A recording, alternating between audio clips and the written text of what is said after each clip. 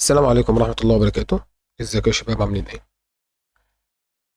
النهاردة ان شاء الله هنبدأ ان احنا نشوف ازاي هنكتب اول كود باستخدام لغة دارت.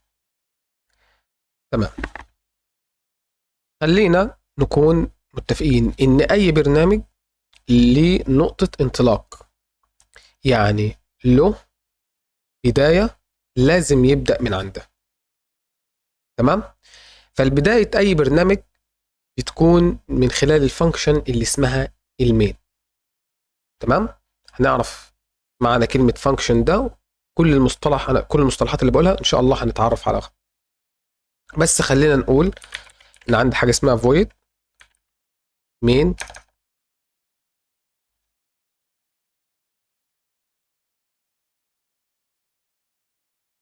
الvoid main دي الفانكشن او المكان او نقطة انطلاق اي برنامج. تمام. واللي طبعا مننا اللي جاي من لغات تانية او عنده خلفية عن البرمجة هيعرف او عارف معنى الكلام ده. تمام.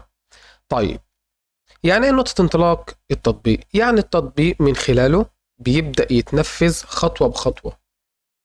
جوه المين ده بيخش جوه المين، وجوه المين بيبدأ ينفذ سطر سطر. تمام. تعالى نشوف أول حاجة عندنا ألا وهي أمر الطباعة.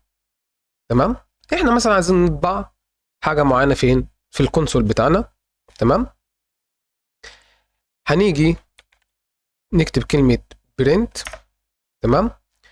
وجوه كلمة برنت هنحط علامتين تنصيص ونكتب وليكن كلمة هلو. تمام. تمام. ونيجي في الآخر نحط سيمي كولن.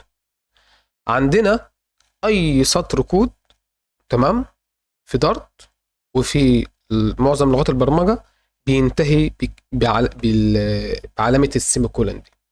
تمام. طيب، أنا دلوقتي هعمل حاجة اسمها رن. طب يعني إيه رن؟ يعني ابدأ شغل التطبيق، او ابدأ شغل البرنامج، او ابدأ نفذ اللي موجود او اللي انا كاتبه. تمام. فانا الوقت لما اضغط رن يعني اقول له انطلق، فاحنا عرفنا ان نقطة الانطلاق بتاعت البرنامج بتاعنا هي المين فانكشن دي. تمام. فبالتالي هيخش للمين فانكشن دي، هيلاقي فيها امر اسمه print، واللي هو امر الطباعة، وجواه مثلا وليكن كلمة هلو. هنيجي نعمل رن، هنيجي نشوف هنلاقي ان هو هنا، هنشيل دي كده نوسع دي كده، هنلاقي ان هو هنا طبع لنا كلمة ايه؟ طبع لنا كلمة هلو. تمام. يبقى احنا عرفنا ان نقطة انطلاقة اي برنامج بيكون من المين فانكشن. يعني ايه مين فانكشن؟ هنتعرف عليها ونفهم كل جزء فيها، ولكن خلينا دلوقتي متفقين ان نقطة انطلاقة اي برنامج بتكون في المين. فما بتيجي تقول له رن، يعني ايه كلمة رن؟ يعني نفذ البرنامج او نفذ اللي انا كاتبه لك ككود.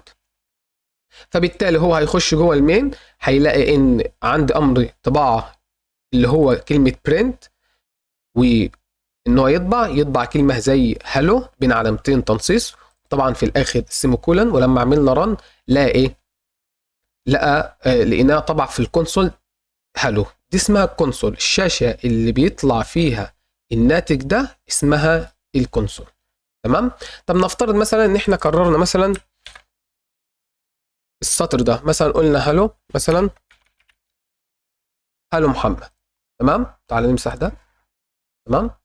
نعمل رن يعني نفذ البرنامج. لو جينا لاحظنا ان هو دخل اول حاجة في المين، لان اول امر عنده اللي هو برنت هلو، فبالتالي طبعه في الكونسول.